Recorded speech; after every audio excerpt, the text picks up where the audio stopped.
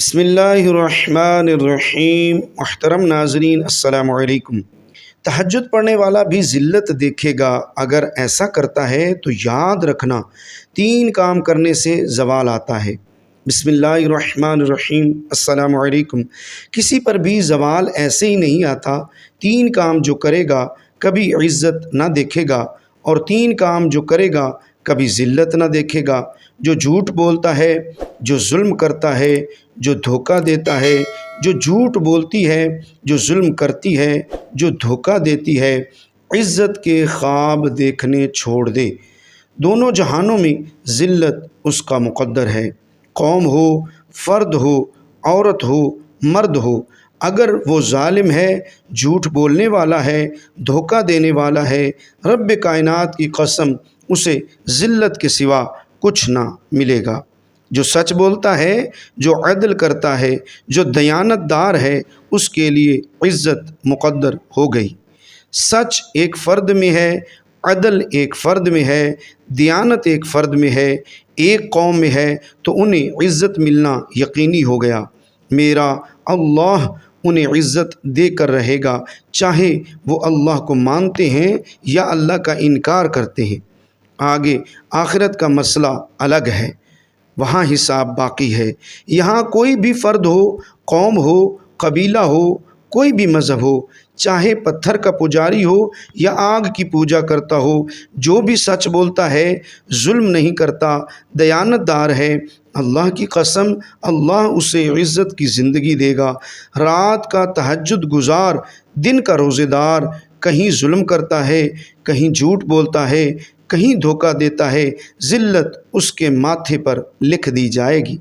موت کے بعد کی ذلت بھی اس کے ساتھ اٹھے گی۔ تو میرے اللہ کو راضی کرو، کیسے؟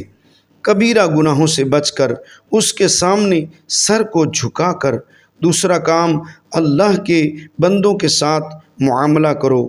سارا معاملہ اس حدیث میں بتا دیتا ہوں، صرف 2 کام کر لو، ساری دنیا کے محبوب بن جاؤ گے، تمہارے گھر جنت بن جائیں گے، میاں بیوی میں محبت قائم ہو جائے گی، ساس بہو میں محبت ہو جائے گی، باپ بیٹے میں محبت ہو جائے گی، ماں بیٹی میں محبت ہو جائے گی، بھائی بھائی میں محبت ہو جائے گی۔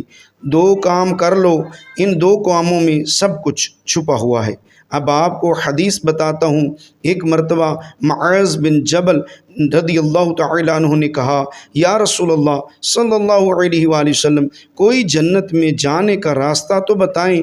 میرے نبی کریم صلی اللہ تعالی علیہ وآلہ وسلم نے فرمایا، بہت بڑی بات تم نے پوچھی ہے۔ فرمایا، معاذ، نماز پڑھنا، روزہ رکھنا، زکوٰۃ دینا اور حج کرنا۔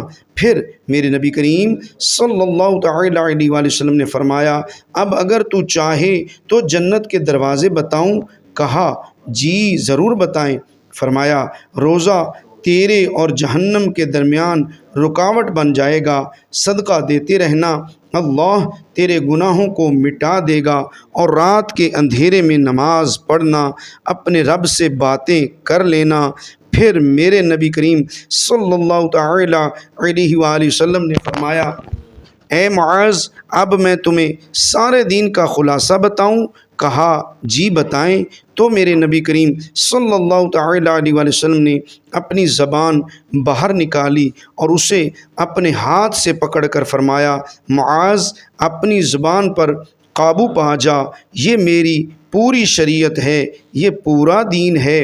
ایک روایت میں آتا ہے کہ میرے نبی کریم صلی اللہ تعالی علیہ وآلہ وسلم نے فرمایا، مسلمان ہے ہی وہ جو ہاتھ اور زبان سے کسی کو دکھ نہ پہنچائے۔